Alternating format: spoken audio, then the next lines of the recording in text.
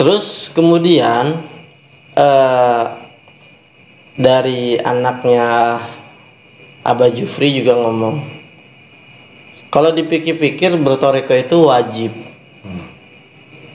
Kok bisa wajib? Ya iya, sekarang kamu mau membiarkan dirimu dengki, hasut, ria, sombong, angkuh, takabur, katanya. Ya juga sih. Ya iya, nggak akan ada yang selamat kalau masih ada kesombongan, masih ada dengki, hasut. So, itu udah mulai tingkatan batin ya Ustaz. Iya, akhirnya toriko itu, para ahli toriko bilang wajib. Iya, benar, hakikatnya benar wajib. Kenapa? Karena nggak mungkin manusia itu nggak hasut, nggak mungkin manusia nggak dengki, nggak mungkin manusia nggak sombong, ya, nggak mungkin manusia nggak iri. Sekarang kalau dia nggak masuk bertoriko, nggak memfokuskan diri kepada batiniah dia untuk mencapai ma'rifatullah, pasti dia akan terkena penyakit hati. Atau misalnya kan aman-aman aja, misalnya kayak tadi tuh, udahlah gue mau wajib-wajib aja. Iya, secara zohir dia terlihat sholat, ngerjain sholat 5 waktu. Kalau lagi puasa Ramadan, dia puasa Ramadan doang. Iya, kelihatannya. Tapi hatinya gimana? Kan gak kelihatan hati ini. Dan hati ini kan harus harus ditata, harus dilawan. Ini nafsu, matiin. Ya, ini nafsu, ini hawa, jangan ikutin. Kan begitu. Nah, ilmunya tasawuf. Ya, lagi memberantas hawa nafsunya itu mujahadah, dan itu dikatakan lagi bertoriko, gitu, berperang lawan hawa nafsu. Itulah yang hakikatnya bertoriko. Nah, itu yang akan meningkatkan diri dia masuk ke dalam iman bertoriko. Itu sebab kalau nggak dia mau ngelawan, dianya akan digulung, ya kan? Pasti bakalan terbalik lagi gitu. Kayak pedang, ya kan? Ada mahfuzat ataupun hadis ya. Al waktu kasaifi, fa in lam taqtahu qata'aka. Kan? Waktu itu Di aku ada. Di gudang nih, dia cuma ngambil doang. Emang ada aku aja. Ada yang ngambil lima.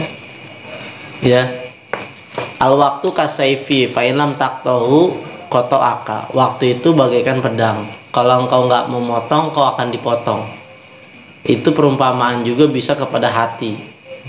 Hati kalau nggak ente tata, maka dia akan menggulung ente. Menggulungnya pakai apa? Penyakit hati semua. Dengki, hasud, iri, sombong, sum'ah, ya kan, takabur, semuanya. Sebab ente nggak mau motong duluan, jadi dia yang motong ente. Itulah fungsi bertoriko. Sehingga anaknya Aba Jufri, Haji Jamil, mengatakan wajib bertoriko itu.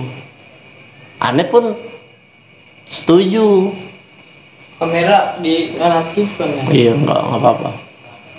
Ya, aneh pun setuju, karena memang tujuannya itu bertoriko, menghancurkan hati-hati yang busuk. Ya, jadi sampai sini rada mulai paham belum nih maksud toriko dari aneh? Paham. Itu pada intinya kita nggak perlu melihat tujuan akhir. Kita jadi apa? Apakah nggak usah juga menilik apakah kita ini lagi bertoriko atau enggak sih gitu. Secara garis besar, ya semuanya juga lagi bertoriko. Tapi pada intinya kita harus bisa masuk ke dalam tingkatan iman toriko. Kenapa? Karena ya menurut aneh itulah yang paling selamat. Jadi pemikirannya gini Ustaz ya, gua harus bisa nih gitu. Iya, gua harus bisa nih. itu yang paling selamat, yang tingkatan toriko kayak gitu. Artinya sebenarnya jiwa dan hati kita tuh nggak boleh merasa aman sih. Kesalahan diri kita itu adalah ketika kita udah merasa aman dan merasa cukup, sehingga kita kadang-kadang nggak mau ningkatan ibadah kita, nggak mau lagi ningkatin amaliyah kita. Kadang merasa aman juga Ustaz gitu. Ngerasa aman itu timbul dari rasa malas. Malas itu kan penyakit hati lagi. Udah ngaji, udah sholat. Iya. Udah. Makanya amal itu harus banyak dan bermacam-macam supaya kita nggak bosen gitu. Coba ada perhatiin aneh, macam-macam. Kadang-kadang ini, kadang-kadang itu. Kenapa? Karena boleh bisa jadi kita diserang malas ketika kita ada di ilmu nahu, tapi kita punya ilmu fikih. Boleh bisa jadi kita lagi bosen di ilmu fikih, ada ilmu tasawuf yang lagi nyemangatin gitu. Maka hidup itu harus macam-macam. Belajar ilmu juga harus macam-macam. Kenapa? Ya tadi supaya nggak stuck. Ente akan jadi gini. Aneh sih nggak maksudnya aneh bukannya nggak setuju ya, kurang setuju ketika ente memfokuskan hanya tok satu cabang ilmu fikih doang. Bagus sih daripada enggak. Ya, tapi ketika ente memfokuskan tok kepada fikih doang, belajar tasawuf yuk. Entar dulu lah, berat itu mah. Nggak sanggup lu. Ayo ngaji tauhid yuk. Oh itu lagi. Bisa gila lu. Udah gue fikih aja lah. Kayak gitu. Hati-hati. Ada masa di mana ente males kepada ilmu fikih, ente akan bingung mau kemana. Nah, ini maksudnya. Iyalah, orang cuman satu. Sama halnya ketika orang ngerasa aman dengan sholat wajib. Kan salah juga kata ulama. Nggak boleh, lu harus ada pagernya. Sebab kalau lu keserang penyakit males, gimana lu cuman wajib doang? Tinggalin kewajibannya. Sama halnya ketika ente taklim, cuman taklimnya fikih, suruh baca Quran nggak mau. Atau misalnya ente cuman taklim baca Quran mulu, kan ada yang kayak gitu punya paham. Tat, orang mau jangan diajarin kitab dulu. Tat, orang mau jangan diajarin nahu dulu. Tat, orang mau jangan diajarin, kebanyakan ngatur, padahal yang ngatur kagak ngaji. Iya. Gitu ya. Ya benar, emang kayak gitu, yang ngatur kagak ngaji. Ya. Emang biasanya kan nonton, sorak-sorak doang dari tribun. Ya, kalau disuruh main mau lari juga ngos-ngosan. Ya. Nah, itu mah nggak usah digubris. Kita kayak aneh nih. Aneh tahu kenapa harus bermacam-macam, yaitu menanggulangi sifat malas.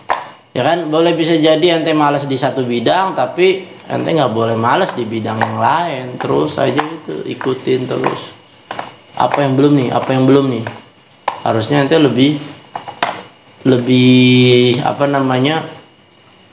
menikmati lagi, sehingga nggak terserang penyakit males. Kata-kata itu teringat tawa motivasi ya nih Ustaz dari dulu di Bogor. Kalau lu cuma ngajarin wajib doang, iya lu nggak punya tameng. Ketika malas datang, udah lu ninggalin wajib. Di situ aneh yang bikin aneh tuh pengen nyoba, penasaran kayak sholat sunnah, istikharah, tasbih, kayak gitu Ustaz. Motivasi juga. Berarti kalau misalnya kita ngejalan yang wajib, pasti yang wajib bakalan ketinggalan nantinya kalau ada malesnya, gitu kan? Bukan ketinggalan lagi, bisa jadi hilang ya. Bisa jadi hilang atau udah. Karena sifat malas itu saya benar-benar tuh.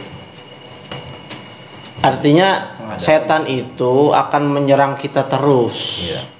serangan setan terus-terusan kepada kita, sedangkan kita nggak meningkatkan diri. Gimana sih? Lagi kuat nih, 5 waktu set, udah gue 5 waktu aja gitu. Lagi kuat, terus Lagi kuat, iya. Cuman setan kan nimpukin mulu. Seandainya nih, kan menurut ilmu Ibnu Hajar aja, batu aja bisa bolong kan sama air yang lemah. Setan memang nimpukinnya pelan-pelan, pluk pluk pluk. Banyak ya. Ya cuman terus-terusan. Berkali-kali. Ya jebol lama-lama. Kalau jebol satu mau gimana? Gitu. Tapi kalau misalnya 5 ini dibentengin lagi, wah kurang bentengnya, benteng lagi. Kurang bentengnya, benteng lagi. Akhirnya ditimpukin pakai batu, benteng ketiga doang. Jauh. Ya kan? Dia masih malas nih, ada benteng 2. Iya. Terus wah benteng 1. Udah benteng 1, udah alarm harusnya ente. siap. Nambah lagi, naik lagi benteng 2 gitu harus mah. Pokoknya jangan sampai setan itu masuk ke dalam ranah Yang udah face to face. Dia cukup tok di benteng 1 depannya aja udah. Itu udah paling akhir. Gitu. Artinya gini, jangan sampai dalam hidup ini nggak ada sama sekali sunnah yang dilaksanakan. Itu sunnah yang dilaksanakan itulah yang menjadi benteng pertama. Artinya gini, dalam keadaan males ente masih melaksanakan sunnah, berarti itu benteng pertama ente. Ya, jangan sampai itu dihilangin gitu. Itu dalam keadaan malas banget ya. Kalau dalam keadaan rajin banget, nambah dong. Jangan tok cuman qobliyah badiah. Ya, sebab badiah mah ada, badiah mah padiah. Mbak dia itu.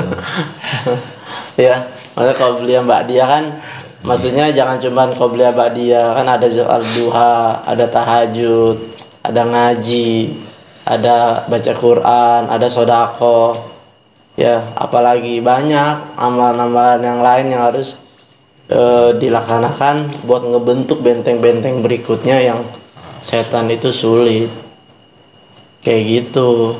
Jadi kenapa para ulama itu nggak dia biasa aja, maksudnya dia keyakinan insya Allah dia mah nggak bakalan ninggalin kewajiban gitu, karena dia juga udah membekali diri dengan benteng-benteng yang panjang, Sunnah-sunnah itu. iya sunnah-sunnahnya banyak, sehingga dia juga udah siap gitu ya. Yang harus kita ingat, setan nyerang kita itu bukan waktu tertentu, tapi setiap waktu. Lagi begini aja kan bisa dimasukin setan. Nah kita ngerasa aman kan udah salah.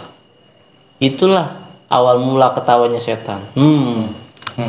Udah mulai aman dia nih, kayak gitu.